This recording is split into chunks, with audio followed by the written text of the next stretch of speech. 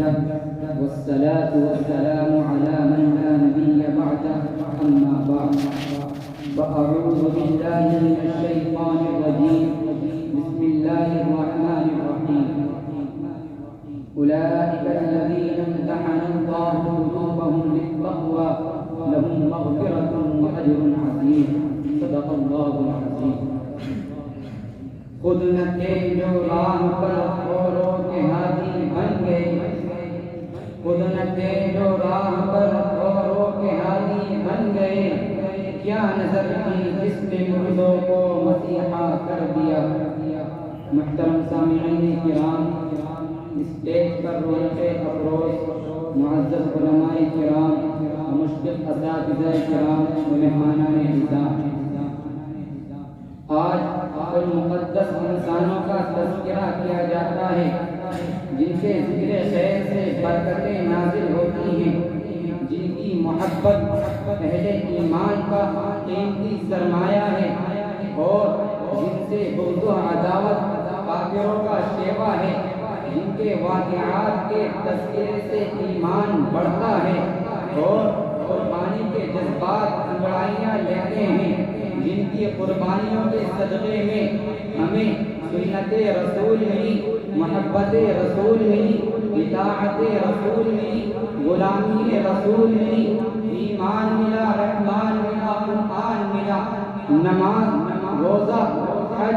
زکوٰۃ جیسے فرائض ملے زندگی کا منشور ملا معاشرت معیشت اور سیاست کا دستور ملا وہ مقدس انسان جن کا تذکرہ قرآن کے پاروں میں ہے جن کا چرچا توحید کی تختیوں میں ہے جن کی تعریفیں انجیل کے نسخوں میں ہیں جن کے محامد محاسن اور خوبیاں آسمانی کتابوں میں بیان کی گئی ہیں جن کو خالق کائنات نے خود منتخب فرمایا ہے حضرات گرامی کائنات کی دو جماعتیں ہیں جن کا انتخاب اللہ نے کیا ہے سب سے پہلی جماعت حضرات انبیاء علیہ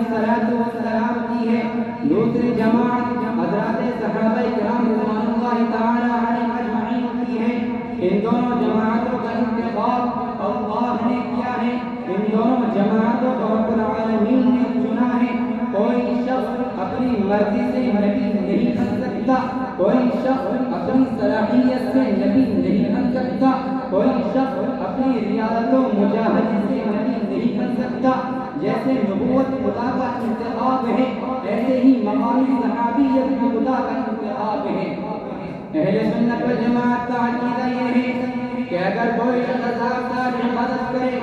مجاہدے کرے تسبیحیں پڑھے قائم اللیل صائم الدہر بن جائے ایک پل کے لیے بھی ذکر اللہ سے واقف نہ ہو پھر بھی وہ صحابیت کا مقام حاصل نہیں کر سکتا کروڑوں عبد القادر جیلانی ہو لاکھوں جنید بغدادی ہو ہزاروں بایزید بستانی ہو ہزاروں مجدد حلب ثانی ہو پوری دنیا کے غوث قطب ابدال ولی اکٹھے ہو جائیں ان کی ولایتوں ریاستوں اور مجاہدوں کو جمع کر لیا جائے اکیلا بلال جو قدر کا سانولا اور کالا ہے سادے کپڑے پہن کر مسجد نبوی میں کھڑے ہو کر اشہد ان محمد رسول اللہ کہتے ہوئے اپنی نگاہ جب پیغمبر کے رضے انور پر ڈالتا ہے تو پورے کائنات کے بریوں کی عبادت بلال کے نگاہ کا مقابلہ نہیں کر سکتی ذالک فضل اللہ یؤتیہ من یشاء یہ اللہ کی عطا ہے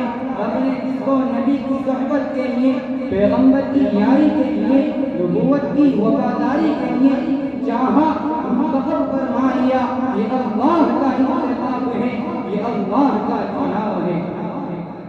حضرات گرامی ایمان تو ہم بھی رکھتے ہیں لیکن صحابہ کے ایمان کی بات ہی کچھ اور تھی یہ ایمان ہمیں بیٹھے بٹھائے مفت میں مل گیا ہے ہم مسلمان گھرانے میں پیدا ہوئے ہمارا نام مسلمانوں والا رکھ دیا گیا اور ہم مسلمان ہو گئے ہمارے ماحول میں مسلمان کہلوانا یہ ہونا مشکل نہیں صحابہ کرام نے اس ماحول میں ایمان قبول کیا اس ماحول میں ایمان قبول کرنا موت کو مصیبتوں کو تکلیفوں کو جبر و تشدد کو دعوت دینا تھا لیکن صحابہ کرام نے یہ سب جھوٹتے بھولتے ہوئے ایمان قبول کیا، رسول اللہ صلی اللہ علیہ وسلم کا ڈنڈے کی چوٹ پر ساتھ دیا، دامن نبوت کو نہیں چھوڑا، آندھیاں آئیں مگر صحابہ نے نبی کا دامن نہیں چھوڑا، طوفان آئے مگر صحابہ نے نبی کا دامن نہیں چھوڑا، زندہ جلا دیے گئے مگر صحابہ نے نبی کا دامن نہیں چھوڑا، تیل کے جلتے کڑھاؤں میں ڈالے گئے مگر نبی کا دامن نہیں چھوڑا،